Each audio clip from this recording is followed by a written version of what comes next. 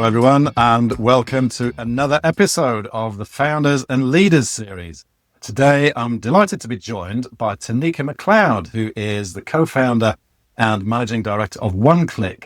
And OneCliq is a provider of qualitative insights for online conversations, of cultural insights using AI and search tools to provide that kind of structured understanding of cultural context. Tanika, welcome to the show. Thank you for having me, Mike. Thanks very much for being here. So, your company has recently gone through some changes. You're now part of another company that we know and love well. And maybe you could just kick off with explaining better than I did a bit about, what's the story behind OneCliq? What problem did you decide needed solving that led to you starting the business? Yeah, so I co-founded OneCliq with my brother, Nathan. We've actually been building startups together for quite a while. OneCliq's origin really comes from many pivots, which we don't have to get into. That's probably a story for another day. But many pivots, really just trying to build helpful products. And so along the way, a few things kind of converged that gave us this aha moment that led us to where we are today. One is I've been a qualitative researcher for many years, around 7 years. Even while building startups, I continued that work. And honestly, qualitative research, for anybody who has done it, they know you can always see like this pain in their eyes because it's very fulfilling work. But at the same time, getting to those insights can be very painful. It's very time consuming. It's very mundane and repetitive. We're looking at unstructured text and we're trying to thematically code that text, aggregate those codes and cluster those codes and then interpret that into some kind of rich story that we hope authentically tells, the story of the participants. And so that work in the middle, as I mentioned, very painful. So I've had that experience for many years. At the same time, we were building generative products since before ChatGPT even. And so along the way, we learned how to build really good products. We joined Google's accelerator, Google for Startups, and they really helped us understand how to build sophisticated systems with generative AI. And so along this journey, and while still kind of doing, freelance research, I realized that those two would have come together and we could build a system that automates all of that really painful work so that we can get to those insights much faster and have more, cognitive capacity when we get there to provide, insightful recommendations. And we did that with a design partner out of New York, Merkley and Partners. They're a marketing agency that really helped guide us in building what we have today. But yeah, that's how we got here, was really just seeing that those two worlds could kind of come together to create something that had never really existed before. Cool. So you were out busy interviewing people, moderating focus groups at 10 o'clock at night, and then coming home to carry on building the startup business, yeah? Yeah, exactly. Wow. And were you applying the generative AI tools to transcripts from those interviews, or was it always using open sources of data on the internet? Yeah, we were always using open source or open access information. Mainly, we started with actually online forums for cars. We were looking at insights for an automotive client. And then we started to look at social media because we learned that a lot of people, whether it's in marketing agencies or sports and entertainment, or of course, consumer brands, they go to social media to try to understand what people are saying about their brand, their product, maybe an event, maybe a person.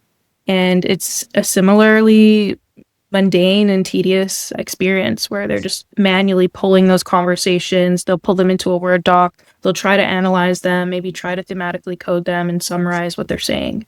But of course, small sample sizes, and it's very difficult to do, even just as one individual, let alone as a team. And so we thought, online conversations, they're readily accessible, whereas interviews and focus groups, you have to go through the process of setting up, and they're smaller sample sizes. So we always built the system designed to analyze online conversations. And then along the way, we discovered that a key benefit is that this is a data source, a data layer that was never accessible before, given how challenging it is to analyze. So we were really unlocking and tapping into a new layer of data for researchers to gain better insights around, how consumers think and feel. So the product that you built became OneCliq. Can you just tell us a little bit about, about how it works, how you'd use it, what kind of questions you might want to answer through it? Yeah. So OneCliq today, it really looks kind of like a Google search. Like there's just a search bar and we ask you, what do you want to know, essentially? And so you can ask any question about what people might be talking about online. So again, as I mentioned, products, brands, experiences, even politics, anything people are talking about online. And then you can select which platforms you want to go to collect those conversations. So right now we support Reddit, TikTok, YouTube, Facebook, Instagram, and X. And so you can essentially, what we'll do is we'll go to those platforms and we'll find relevant conversations to address the question that you asked. And then in sometimes 20 to 30 minutes, sometimes longer, maybe up to an hour, depending on how many conversations we collect. It can be anywhere from hundreds to tens of thousands, depending on how popular the topic is. But we'll go and we'll find those conversations and we'll give you a report that really summarizes and I would say really sophisticatedly synthesizes what those conversations are saying. So it gives you that qualitative answer that answers your question, tells you why, tells you what are they talking about, how do they feel about that. We cite everything so that you can go back to the original conversations and, double check the work. We also give you these charts that show you the trends over time, as well as just aggregate. What are the biggest topics being discussed in your data set? What are the biggest emotions being expressed? And of course, sentiment by topic as well. But I think the real value is the topic and the emotions, because that wasn't something that we could automate before. That was something that absolutely had to be done manually. So yeah, and that really happens at a speed and scale that wasn't really possible before. People using the answers to the questions for, is it about product innovation? Is it about kind of marketing campaign planning? What are the main outputs? Yeah, I've been pleasantly surprised to see that people use the platform in ways we never really imagined. So sometimes the first step is really just market research. Sometimes your client is looking at a product category that you have no understanding of. And so you just want to understand, like, who are the players in that space? Who are the competitors? What do people like and dislike about them? What are the key challenges or questions or, just conversations? And that can also be a precursor to, more traditional methods. So the interviews and focus groups and surveys that you do, you need to know what are the good questions to ask. So sometimes that kind of research is a great way to start with OneCliq. You can also look at, of course, competitor research. You can understand how people are feeling about different products and brands. So that can help you get into a space or differentiate against other competitors. And then also what's really interesting, something we've been looking at recently with sports, is understanding what types of brand partnerships work well and don't work well and why. And I think that's really what's important about our platform, what really makes us different from other social listening platforms, which sometimes we're compared to, is that we help you really understand the why behind the data. It's not just, trends. We're not counting hashtags. We're not counting engagement. We're really deeply understanding why people feel a certain way. And that's really important to understanding partnerships because, the type of engagement like likes or shares is pretty surface level. We're not really understanding what is actually driving consumer behavior. Why did they like or dislike a type of sponsorship? So that's also been a really interesting use case. You surface that, the why and the emotional drivers. Is it all about sort of linguistic analysis or, do you put other data together with that? How does that come out? Yeah. So on our team, I have been the prompt engineer and systems designer. And so my job has really been to build out this system in a way that kind of mimics my own brain when I'm doing this type of research. And so part of that involves something called, part of it is classification, right? We'll collect the conversations, we'll make sure they're relevant. And then the biggest part, the most important part is how we classify, how we understand what those conversations are saying. And so previously, social listening tools will traditionally use machine learning for classification. And that's why they'll classify comments by sentiment, but they won't really tell you the topics or the emotions with a really deep understanding. And that's because machine learning uses supervised classification. That means we know the labels in this category, the category being sentiment, the labels being positive, negative, and neutral. So we can train a machine learning model on what a positive, negative, and neutral comment looks like. But for topics and emotions, there's no way to understand, no way to predict what those labels will be in those categories, because the topics and emotions expressed about politics are going to be totally different from sports to products to people and events. And so that's why those insights tend to be pretty quantitative, pretty surface level. And so what we've designed is a system that can do unsupervised classification, meaning we don't know the labels within that category, but we can still organically identify patterns across the unstructured text and develop a way to code and cluster and then aggregate those labels. And so we're able to provide you with that deeper understanding of not only what people are saying, what emotions they're expressing, but why, how do they really describe their experience? And people can sometimes be very rich in their descriptions online, and that can be really helpful for our analysis. So yeah, I think that's the core, reason why we can get to the why. So you're not imposing an a priori framework or an emotion taxonomy on an individual task. You're allowing the unsupervised learning to kind of define how people express themselves within that specific category or topic. That's exactly it. Yeah. Okay, great. Now, your business is now part of another company that we know and love. So do you want to tell us a little bit about how your journey's evolved recently? Yeah, I mean, it was honestly, it seemed like it came out of nowhere. It was a connection that was made to us by actually a legal team we were working with. We had just landed a really big sports client and they wanted an MSA and we were just a scrappy little startup. And so we were like, oh my God, how are we we need to get this done. And so one of the legal teams we were working with had done that work for us. And he said, Peter at Orion Legal, he said, hey, I have some clients that might, find your tool useful. I think you should meet them. Maybe they could be like a subscriber. Maybe they'll buy a subscription. And so he introduced us to Paul, and that was basically it. We connected immediately. We not only had a shared vision about what we had built today, but where we saw, the future headed. And so, yeah, the rest is really history. So now part of Dig Insights, and the Dig Insights positioning, I guess, is heavily involved around innovation, that end-to-end, technology, expert-led innovation. So I imagine you play towards the front end of that process, that funnel. Is that right? That's exactly it. Yeah. Yeah. Okay. Great. Seems like a marriage made in heaven. So I hope it's a great success. Yeah. Thank you. Let's step back a little bit and look at, you hinted at some of this, but you have, I guess, this fantastic Venn diagram intersection of perspectives from a qualitative research background and a technology founder background. When you look at the research insights industry today, what sort of stands out in terms of trends? What's happening? Where do you think there are opportunities? Tell me a little bit about your take on things. Yeah, I have this really, I think, interesting perspective. Some might think it's a little crazy, but I do think that, I should probably preface this with a disclaimer that I don't believe AI is this magical genie that can do everything. I also don't think it's the boogeyman that's going to destroy everything, hopefully.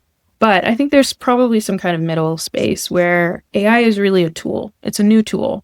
And we've seen in recent history these kind of tech cycles where new tools are introduced and new capabilities, new infrastructure, even sometimes new UI, and it just radically transforms our experience of something, so much so that we even create new product categories, entirely new market categories.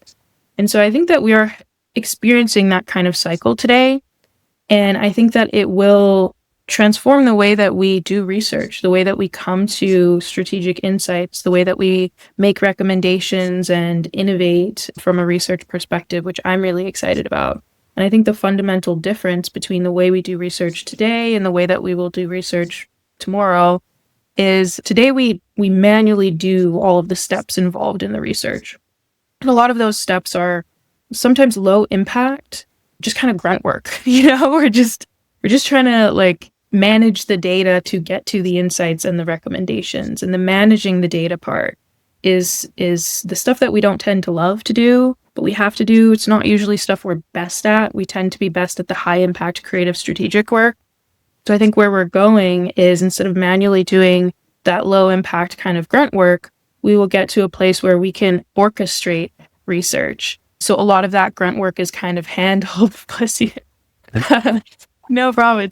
So a lot of that research is kind of the grunt work of research is handled by, more intelligent systems than we used to, and systems that can semi-autonomously make decisions alongside us in collaboration with us to do that grunt work, to handle that grunt work, so that we have more time and capacity for the high impact strategic creative work. So I see research changing from, doing a research project to orchestrating a research project. And with that vision, I strongly believe the human is still at the center of that. They're still the most important kind of main character in that. We're driving, the direction of that research, but we're freed up to just have more impact and to dedicate more of our time to the work that, we're best at and that we should be spending more time on. I wholeheartedly agree with the kind of the new product categories, the new way of labeling things. It seems to me, we started with you describing your work as a qualitative researcher. There's a lot of language now, which I think people are finding confusing, around qualitative insights at scale, quantified, qualitative feedback. It's quite difficult to find your way to the right new language to describe this. Are you finding it challenging to kind of convey what it is that you're describing in this new world? Yeah, definitely. I think that was our biggest challenge when we had first built the system, was like, what do we call it? How do we talk about it? Not only because something like this has never existed, because it wasn't possible, as I described, with supervised versus unsupervised classification, that kind of being the heart of our system, that was never possible before generative AI. And so for us, it's been difficult, because when we think about qual, we think about small sample sizes, we think about going deep with, a few participants and learning about their experiences, and then trying to maybe triangulate that data with other methods that give us a larger picture. But here we're talking about qualitative insights at scale, and it sounds just contradictory, when you talk about it. But we did learn that can also be helpful, because it tends to pique people's interest. We really look at our system today as a system that automates qualitative analysis for consumer insights research, specifically looking at online conversations. And we can get to those insights at a speed and a scale that no other team and no other product on the market can get to. And I say that with no shade to qualitative researchers. I would not wish that on my worst enemy, to be analyzing 30,000 online conversations. I think that would probably drive us crazy. But it's more to empower those teams to get to those insights without all of the cognitive overwhelm that it would typically take to get there, so that they can really be superheroes in their work. They can give a new and unique insight to their clients that they would not have had access to before. Because with, surveys, we get that scale, we get that larger sample size, but the insights are kind of shallow. We can't really get deep with that method. With interviews and focus groups, we can go deep, but the sample sizes are small, so it's not necessarily generalizable. But with online conversations, although I will say there are limitations to every method, so not entirely generalizable, but it gives you more of that scale, those larger sample sizes, sometimes more culturally relevant insights than you could get from traditional methods, because younger generations aren't really participating in those methods today. They're more comfortable expressing themselves online. And so, as a research team that's supporting maybe a CPG client, or, sports and entertainment, which is where we're primarily focused, or really any area that people talk about online, you can come in and just give a new kind of perspective. You're adding an extra layer of intelligence and strategy to your offering that was really never possible before. So yeah, it started rocky. It was difficult to explain, but today I think we have a really good understanding of the value that we bring. Great. You talked about being able to reduce the amount of grunt work, of, laborious tasks for researchers. Do you have a view on how this changes how junior people come into the industry? If historically a lot of that grunt work has been handled, this is where people who look back on their careers say, well, I did that stuff and it kind of made me the researcher I am today. What do you think, junior level people will be doing differently in this new AI world? And do you think, there'll be as many opportunities for them to come into the industry? Yeah, I think that's such a great question. I think that with every tech cycle, and we can look at tech cycles dating back to even the Industrial Revolution, but with every tech cycle, there will always be some kind of disruption wherein, more mundane jobs are now automated in a way, but humans always learn, relearn and upskill. And so I think that younger, more junior groups coming into the industry will get to participate earlier on in their careers in that more high impact strategic and creative work. And I think that people who are, who have majority of their time spent on that mundane work will now be able to, again, upskill and relearn and spend more time on that creative strategic work that I think we're most valuable for, And I think that there are tons of examples, but even one that I tend to look at is like Excel and how that transformed the way that even accounting was done. And now we have software and all of that, but still, even all of those improvements, when we look at just tax work and accounting, we still need accountants to do that work. Nobody wants to do that work on our own, but those tools enable them to spend less time, doing the math and spend more time on the strategy and the recommendations and making high level connections between patterns that really impacts the way that we do that work. And so I see this as a similar kind of moment, but for cognitive labor rather than, like maths and accounting numbers, which Excel and these other tools are really helpful for. Now we can look at the same kind of or similar kind of automation and I would say like supercharging of that work, but for this kind of cognitive labor. Great point, because you can look back through the archives and you can find newspaper, business journal articles from the late 70s, early 80s, talking about how the accounting profession will be destroyed by Lotus 123 and, the emergence of the spreadsheet. And actually, the share of people employed in accounting just continued to increase in the subsequent years. They were just much more efficient. Maybe it is something about, tax codes get more complex, regulations get more complex. So, we're just going to have an ever-expanding bureaucracy that deals with it with AI. Who knows? And I think a good point, because I think that as we automate some of the more challenging parts of these workflows, there is that fear. But I think ultimately what it ends up doing over time is democratizing access to that field, right? We're making it easier to enter the field when, for instance, as a junior and you're inundated with a lot of grunt work, there's probably some people who leave the field because they don't like that kind of work. That's not what they want to do. They want to do the high impact creative work. So I think overall, we will actually enable greater access to the field. And of course, over time, we'll see deeper and I think more empathetic kinds of insights, richer insights that come from this work. I agree wholeheartedly with the democratizing access, by the way. And it's not just within these niche areas. I started my business. You're a startup founder as well. Mine's been going for 7 or 8 years.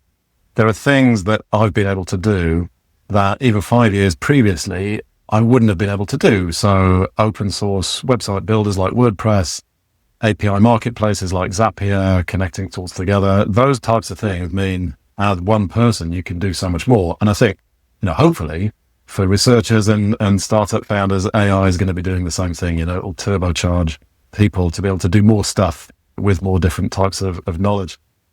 So I've got some other questions about, I guess, broader industry trends. You talked about AI, hopefully it's not going to be the ultimate savior, or it's not going to be the destroyer of mankind, somewhere in between, as with previous tech innovations.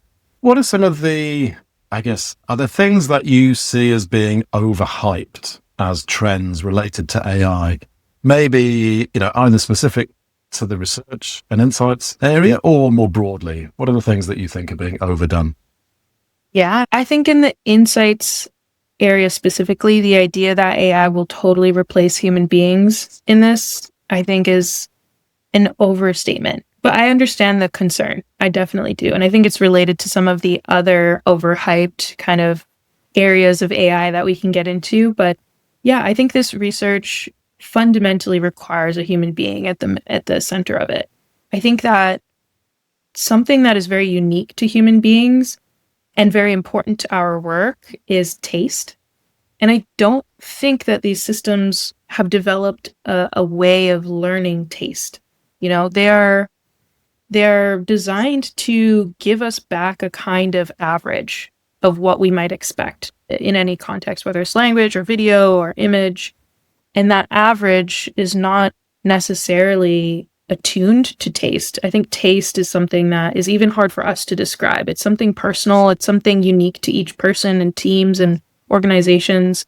And so I think that that is ultimately what drives the research that we do and our understanding of it and what we believe is helpful and unique and that we can turn into recommendations and strategy and creative kind of outputs and innovation, essentially. I don't think these models are designed for that. I think they're designed to help us automate the work that we don't want to do, you know? And so, yeah, I think that the idea that humans are going to be totally automated out of market research or really any of these types of industries, I think it's a bit overhyped, but I do understand the concern. And I think that some of the other more general areas of Gen AI that are overhyped relate to like AGI. And I think that this concern in our industry is related to that. You know, I think it's kind of fueled by that. This idea that, you know, these systems will just automatically, just all of a sudden become, you know, generally intelligent such that it could replace humans in most work. I think we're very far from that. There are like very clear limiting factors, right? There's data, there's compute, and then there's algorithmic improvements. And you can think of that as the ways that we maybe train models, right? And we've seen algorithmic improvements wherein a model could be trained with less compute and less data, you know, but those are limiting factors. There are ways that we understand today in terms of how we build and train these models. There's only so much data, there's only so much compute. So those are hard limiting factors that we need to overcome and will take time to overcome before we see something like AGI. But also, just from an architectural perspective, I think when you really work with and build with Gen AI, that's when you get that sober realization that it's really not a genie. They're very limited in what they can do. You have to provide it so much scaffolding, so much tooling, so much architecture for it to be able to do something and do something very specific. That today, the tools that we have, the models we have, you know, function calling, the context management, and I'm getting a little nerdy about this, but all of those systems that we have today are still very limited. And so we can build tools that are very intelligent or seem very helpful in a specific workflow, but generalizable kind of systems we're still very, very far off from, not only because of those three limiting factors I mentioned, but also just because of the architecture that we need to build around a system like that for it to be generally helpful and intelligent, more intelligent than the average person at any given tool. That's a really, really big task.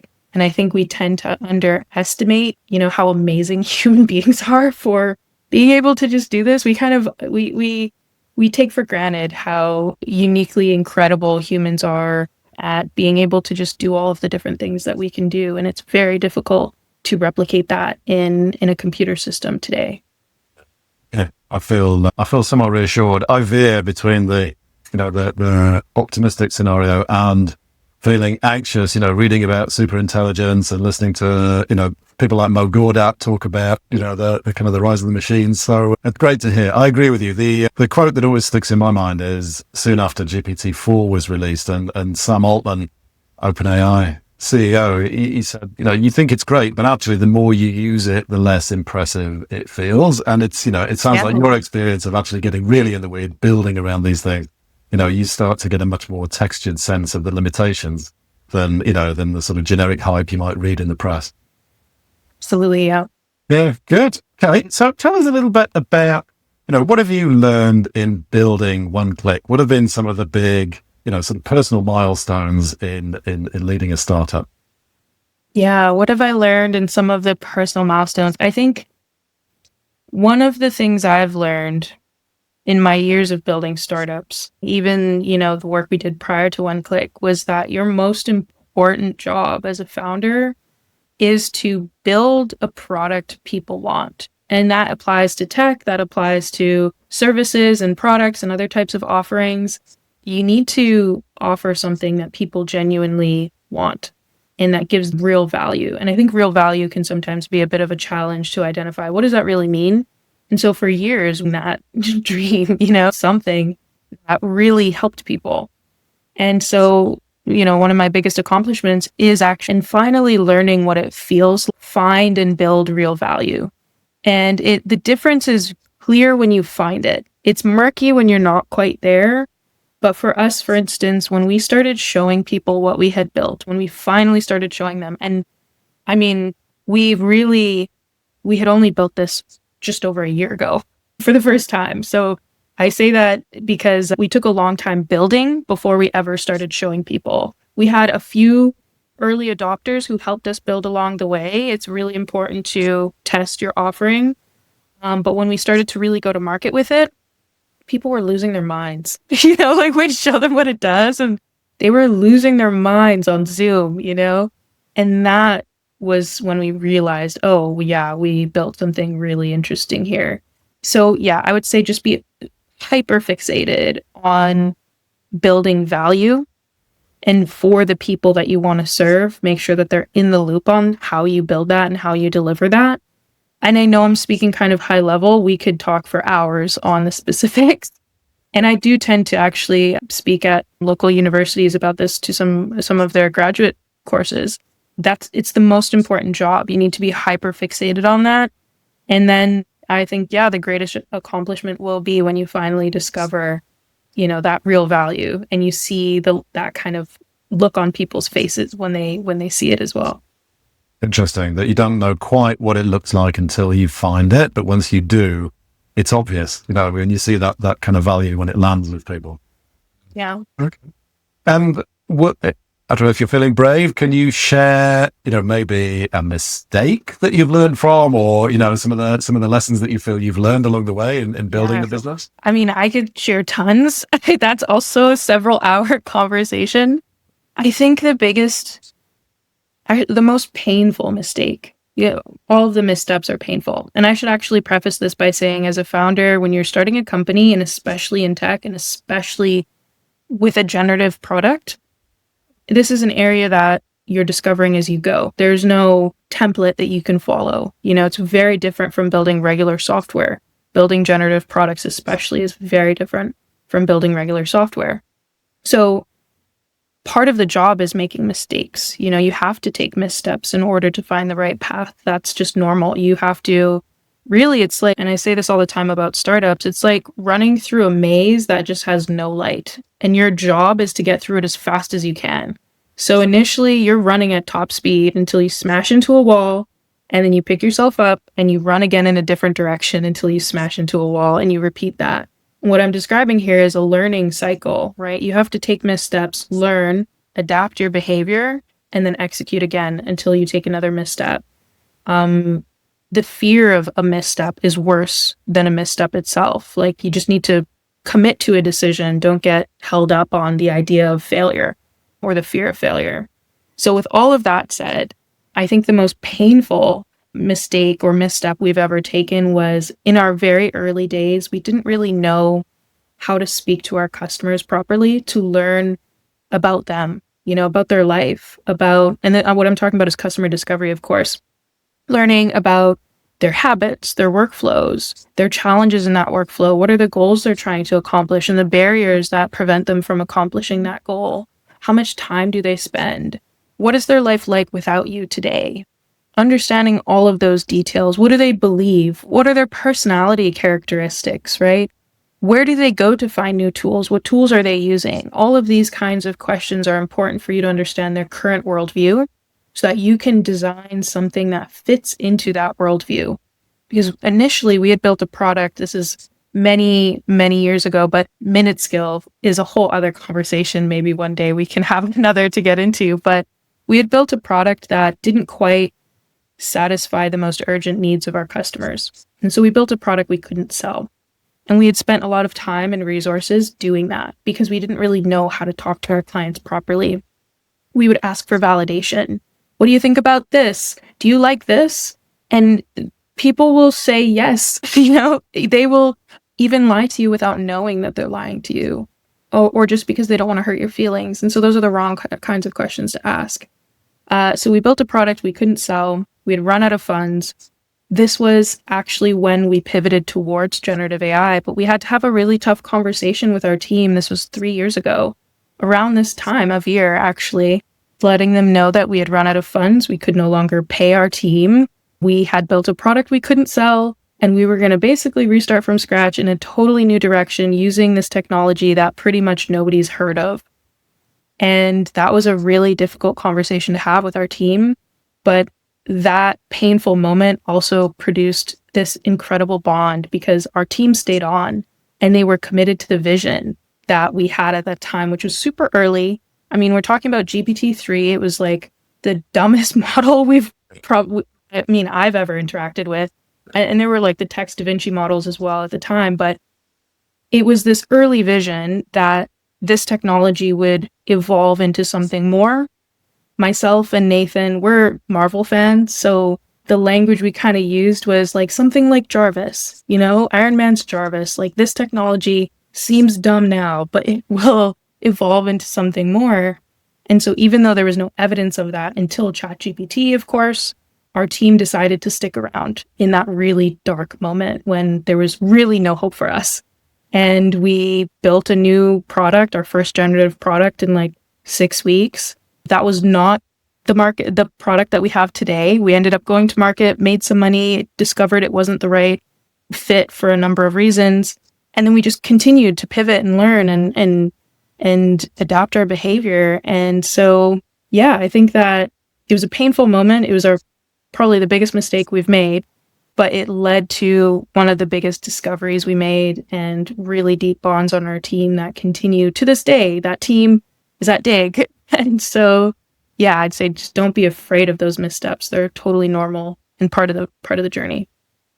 I think you're probably wise not to have used Jarvis as the brand name for the startup, because I think originally Jasper, the AI writing tool, used Jarvis, and Marvel's legal team came after him quite heavily. So yeah, many of people have been tempted. Great. Yeah. Well, out of time, and I think just to wrap up, I'd love to just get you've shared some amazing stories, you've shared some great insights. What would be the one piece of advice if someone else is starting, let's say in a similar position to you, they're a qualitative researcher, they're interested in building a technology startup? What would you say to them if you had 1 minute to give them your best advice? I mean, in addition to you seek, true value at all costs and don't be afraid to take missteps, I would say to be really bold right now. I think right now is an extraordinary moment in history. The tech cycle we're experiencing is, I believe, unprecedented. I don't think that is overhyped. And so I think that the tools that we can build today are really extraordinary. And so I'd say be very bold, try to build your biggest vision, of course, ensuring it aligns with what your users need and all of that. But I think this is a really great time for people to just try. There are so many tools that make it easier for us today to build extraordinary value, extraordinary applications, and you can really transform your life through technology today. That's what we did. Nathan and myself, we actually come from a really low income background, had a really challenging childhood. And we fundamentally transformed our lives, our families' lives, our teams' lives just by being bold and chasing something that, wasn't obvious at the time. So I would say I'd really encourage people to have high conviction in themselves and take the risk to be bold today. Great advice and a wonderful point to finish on. So great. So we've heard a lot about your story, about building OneCliq, some great perspectives on how AI is rolling out, transforming this industry, not just this, but obviously lots of others, and some really good tips for anyone who's a startup founder or considering building a business in this space. So Tanika, McLeod, CEO, founder of OneCliq, thank you very much indeed for spending time with us. It's been a great conversation. Wonderful to have you here. We will hopefully be coming back to talk to more people at Dig Insights about the story of Dig Insights and actually one of the other businesses, the trends business that has been bought, used to be previously known as EBCO. So we should be showcasing some of the founders and leaders from elsewhere in the business shortly. We'll be publishing a lot more episodes for the Founders and Leaders podcast over the next couple of months. So do please come back, subscribe on Apple, Spotify, wherever you get your podcasts, or just come back to the Insight Platform's website and watch the videos here. Tanika, thank you very much indeed for your time. I hope we'll speak again soon. Thank you. Thank you, Mike.